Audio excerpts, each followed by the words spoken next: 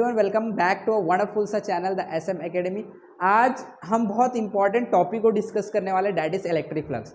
हम कहीं ना कहीं किसी भी बुक में, साइंस के, फिजिक्स के बुक में इलेक्ट्रिक फ्लक्स के टर्म को सुने हैं, देखे हैं। एक्चुअल में ये क्या चीज़ होता है इलेक्ट्रिक फ्लक्स, इसको कैसे विजुअलाइज करेंगे, कैसे सोचेंगे, ये सारी चीज़ को हम लोग क्लियर करेंगे आज के लेक्चर में। आप लोगों को इस वीडियो को लास्ट तक देखना है। जो भी इलेक्ट्रिक फ्लक्स का मतलब होता है, इलेक्ट्रिक फ्लक्स रियल में क्या होता है, क्यों बनाए गए, ये सारे कंसेप्ट हम लोग बहुत सिंपल वे में क्लियर कर लेंगे। आप लोगों को अगर नोट्स बना रहे तो साथ में नोट्स भी बनाते रहो। हम लोग यहाँ पे मैथमेटिकल फॉर्मूले को भी डिस्कस करेंगे, एग्जाम्पल को भी। So now without wasting our time let us begin.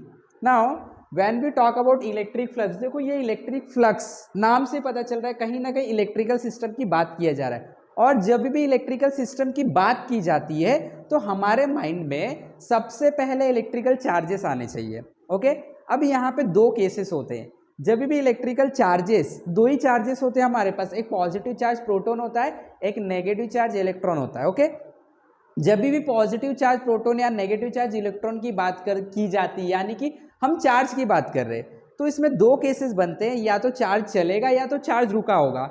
तो जब भी चार्ज रुका होता है तो वहां पे इलेक्ट्रिक फ्लक्स की बात आती है। चलते हुए चार्ज के लिए नहीं आती है, चलते हुए चार्ज के लिए मैग्नेटिक फ्लक्स की बात आती है, रुके हुए चार्ज के लिए इलेक्ट्रिक फ्लक्स की बात आती है। और वो स्टडी को हम लोग इलेक्ट्रोस्टैटिक बोलते हैं। जब भी हम किसी रुके हुए चार्ज की स्टडी करते हैं तो उसका नाम इलेक्ट्रोस्टैटिक्स हो जाता है, और उसी का ये छोटा सा पार्ट है electric flux. Okay, so now कोई भी अगर आपके पास ऑब्जेक्ट है, मान लो आपके पास ये ऑब्जेक्ट है, ठीक है, और आपने अगर इसको चार्ज कर दिया, पॉजिटिव चार्ज इसके ऊपर कहीं से आ गया, आपने स्प्रे कर दिया, या तो आपने किसी मेथड से, कंडक्शन इंडक्शन मेथड होते, उससे आपने चार्ज कर दिया इस ऑब्जेक्ट के ऊपर, और ये ऑब्जेक्ट के ऊपर जो चार्ज रखा गया, ये स्टेशनरी रुका हुआ चार्ज है। अगर मान लो ये ऑब्जेक्ट है, इसके ऊपर चार्ज रखा और ये चार्ज रुका हुआ है, जब भी चार्ज रुका हुआ होगा तो ये चार्ज अपने आसपास के एरिया में अपना इफेक्ट दिखाएगा, और जहां तक अपना इफेक्ट दिखा पाएगा उस एरिया का नाम रखा जाएगा इलेक्ट्रिक फील्ड। और ये एक वेक्टर क्वांटिटी है। क्या है? एक वेक्टर क्वांटिटी। फिर से, जब भी किसी ऑब्जेक्ट के ऊपर चार्ज रखा जाता है, जरूरी नहीं पॉजिटिव चार्ज, इलेक्ट्रॉन रख दो, नेगेटिव चार्ज, कोई प्रॉब्लम नहीं। हमेशा ये नियम होगा कि जब भी आप किसी ऑब्जेक्ट के ऊपर चार्ज रखोगे तो उसके आसपास का एक एरिया ऐसा बनेगा जहां पे ये चार्ज अपने इफेक्ट को दिखा पाएगा, और उस एरिया का नाम हम लोग रखते हैं इलेक्ट्रिक फील्ड। तो यहाँ पे जो ई मैंने लिखा है, इस ई का मतलब है इलेक्ट्रिक फील्ड। ई का मतलब है इलेक्ट्रिक फील्ड, ठीक है। It is a vector quantity, ठीक है। अब ये इलेक्ट्रिक फील्ड में होगा क्या? ये एक बॉक्स था, इसके ऊपर चार्ज कर दिया, इसके आसपास में पूरे जगह, आगे पीछे ऊपर नीचे, क्या बन गया है? Electric field. अब इस इलेक्ट्रिक फील्ड में होता क्या है? आंसर है, इस इलेक्ट्रिक फील्ड में आपको बहुत सारे लाइंस इमेजिन करने हैं, जिसको बोलते हैं इलेक्ट्रिक फील्ड लाइंस। क्या बोलते हैं? Electric field lines. अगर मान लो ये आपके पास जो बोर्ड आपको दिख रहा है, इसके ऊपर आपने चार्ज स्प्रे कर दिया, तो इसके आगे पीछे ऊपर नीचे, मान लो आगे की बात करते हैं, इतने जगह पे, ये जो आगे का इतना जगह है, ये पूरे जगह पे एक रीजन बन जाएगा, उसको आप इलेक्ट्रिक फील्ड बोलोगे, और उसके अंदर होगा क्या? Electric field lines. और वो इलेक्ट्रिक फील्ड लाइंस परपेंडिकुलर होंगे इस प्लेन को। कैसे होंगे? परपेंडिकुलर। ये ऐसे बाहर की तरफ आएंगे, ये ऐसे बाहर की तरफ परपेंडिकुलर होंगे, राइट। तो अगर आपने इसके ऊपर पॉजिटिव चार्ज स्प्रे किया है तो फील्ड लाइन जो होंगे ऐसे बाहर की तरफ आएंगे, और अगर आपने नेगेटिव चार्ज स्प्रे किया तो फील्ड लाइन अंदर की तरफ जाएंगे, परपेंडिकुलर ही होंगे, ठीक है। तो ये चीज़ को हम लोग समझते हैं थोड़ा अच्छे एग्जांपल से। मान लो आपके पास ये एक सरफेस है, और इस सरफेस को आपने चार्ज कर दिया, ठीक है। मान लो आपने पॉजिटिव चार्ज कर दिया, ये पॉजिटिव चार्ज। तो मैंने आपको क्या बताया, अगर पॉजिटिव चार्ज रहेगा तो इसके आसपास में देखो, आगे पीछे ऊपर नीचे सब क्या बनेगा? जहाँ पे सरफेस होगा इलेक्ट्रिक फील्ड, उसके अंदर क्या होगा? Electric field lines. और ये इलेक्ट्रिक फील्ड लाइन जो बनेंगे वो कैसे होंगे? आंसर है परपेंडिकुलर। तो ये इसमें से ऐसे इलेक्ट्रिक फील्ड लाइंस निकले, परपेंडिकुलर निकलेंगे 90 डिग्री पे। ये बहुत सारे इलेक्ट्रिक फील्ड लाइंस होंगी, ये सारे क्या हैं? आंसर इलेक्ट्रिक फील्ड है। क्या है ये? Electric field. और ये देखो सरफेस को 90 डिग्री पे बन रहे, कैसे बन रहे हैं? 90 डिग्री पे बाहर बन रहे, ये इलेक्ट्रिक फील्ड, ठीक है।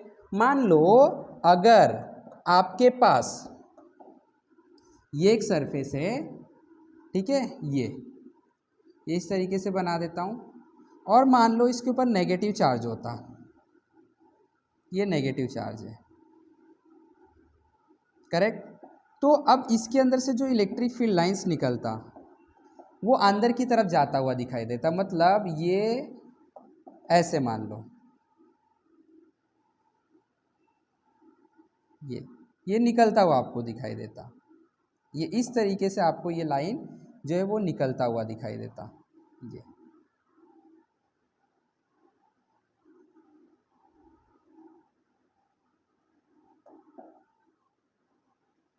ये अंदर जा रहा है और निकलता हुआ दिखाई दे रहा है, तो अंदर जाता है। हमेशा अगर नेगेटिव चार्ज है जिस सरफेस पे, वहाँ पे इलेक्ट्रिक फील्ड लाइन जो है वो अंदर जाता है, हमेशा परपेंडिकुलर होता है प्लेन को, ठीक है। तो फिर अब इलेक्ट्रिक फ्लक्स क्या हुआ, इलेक्ट्रिक फील्ड की तो बात हो गई। अब मान लो अगर आपने इसके रास्ते में कोई एक ऑब्जेक्ट रख दिया, जैसे ये आपने ऑब्जेक्ट रख दिया, ये तो आप देख सकते हो ये इलेक्ट्रिक फील्ड लाइन इस ऑब्जेक्ट के ऊपर से पास हो रहा है। मान लो इस ऑब्जेक्ट का एरिया है ए और ये इलेक्ट्रिक फील्ड लाइन से ई। अब आप देख सकते हो इस एरिया के ऊपर से इलेक्ट्रिक फील्ड लाइन पास हो रहा है। अब हम लोग बोलेंगे कि इस ऑब्जेक्ट के ऊपर इलेक्ट्रिक फ्लक्स लिंक हो गया। क्या लिंक हो गया? Electric flux. इसी को इलेक्ट्रिक फ्लक्स बोलते हैं। तो यानी कि इलेक्ट्रिक फील्ड लाइन के रास्ते में अगर कोई ऑब्जेक्ट रख दो, उस ऑब्जेक्ट के ऊपर इलेक्ट्रिक फील्ड लाइन्स आ जाएगी, तो मैं बोलूँगा उस ऑब्जेक्ट पे इलेक्ट्रिक फ्लक्स लिंक हो गया। जैसे यहाँ से बहुत सारे इलेक्ट्रिक फील्ड लाइन पास हो रहा है और मैं एक अच्छा सा एरिया ए लेके आके इधर खड़े हो जाता हूँ। अब मेरे ऊपर से इलेक्ट्रिक फील्ड लाइन पास हो रहा है, मैं बोलूँगा मेरे ऊपर इलेक्ट्रिक फ्लक्स लिंक हो गया है। अब कितना इलेक्ट्रिक फ्लक्स लिंक हो गया है उसको हम लोग एक मैथमेटिकल फॉर्मूले से देते हैं, और वो जो मैथमेटिकल फॉर्मूला होता है वो ये होता है, electric flux is equal to कितना फील्ड लाइन, जैसे आप देख सकते हैं ये कितना फील्ड लाइंस कितने एरिया से पास हो रहा है, कितने एरिया से पास हो रहा है, इसका एरिया कितने एरिया से कितना फील्ड लाइन पास हो रहा है। और आप देख सकते हैं कि यहाँ पे मैंने डॉट लिखा है, इसका मतलब क्या होगा, यहाँ पे ये दोनों वेक्टर क्वांटिटी है और वेक्टर का डॉट हो रहा है, मतलब जो आपको रिजल्ट मिलेगा वो स्केलर होगा। तो ये आपका क्या मिल गया, वेक्टर रिप्रेजेंटेशन मिल गया। इस तरीके से मैं वेक्टर के तरीके से इसको रिप्रेजेंट कर रहा हूँ कि फ्लक्स जो है वो एक स्केलर क्वांटिटी है जो दो वेक्टर के डॉट प्रोडक्ट से मिल रहा है, ये डॉट प्रोडक्ट होता है। और इसके लिए इसका मैग्नीट्यूड क्या होगा, ये स्केलर है, इसके लिए सिर्फ इसके पास मैग्नीट्यूड होगा, और वो मैग्नीट्यूड होगा electric field line into area cos of theta. और ये थीटा क्या है, ये थीटा है इलेक्ट्रिक फील्ड और एरिया का डायरेक्शन के बीच का एंगल। जैसे यहाँ पे आप देख सकते हो, देखो इलेक्ट्रिक फील्ड का ये एरिया है, इसमें देखो, इसमें ऑब्जेक्ट नहीं रखा ना, इसमें देखो इलेक्ट्रिक फील्ड इधर है और इसका फेस भी इधर है, तो ये एरिया का डायरेक्शन हो गया इलेक्ट्रिक फील्ड का। इलेक्ट्रिक फील्ड ऐसा है, एरिया भी ऐसा है, क्या एंगल है 0 डिग्री, तो यहाँ पे मैं 0 डिग्री रखूँगा।